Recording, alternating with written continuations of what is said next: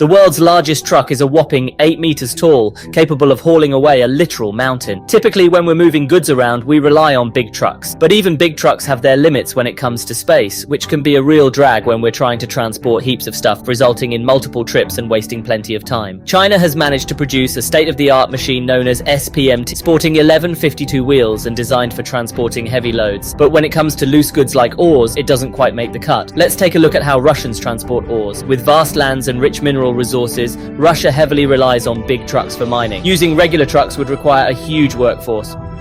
But unfortunately, Russia has a labor shortage. This led them to build a massive truck, named the 75720, the largest dump truck in the world, measuring up at 20.6 meters long, 9.87 meters wide, 8.16 meters high, and weighs a hefty 360 tons. It can carry a jaw-dropping payload of nearly 496 tons. If an average person weighs around 100 pounds, this beast could carry 10,000 people, as much as an entire school. These numbers may not sound all that impressive, but when a car drives under it, it's like an ant. A single wheel can easily squash it. The cars, man, they end up squashed to bits. Let's just hope nobody gets hurt. You wouldn't blame anyone for mistaking it for a toy car. The Belgian 75720 boasts 8 Michelin large tubeless restarting tyres and 2 16-cylinder turbocharged diesel engines, each engine kicking out a hefty 2300 horsepower. The truck uses an electromechanical transmission powered by alternating current. It has a top speed of a cool 64 kilometers per hour. The Belgian 75720 can carry a nearly 500-ton load, making it the largest dump truck on the planet. It's made from advanced high-strength steel,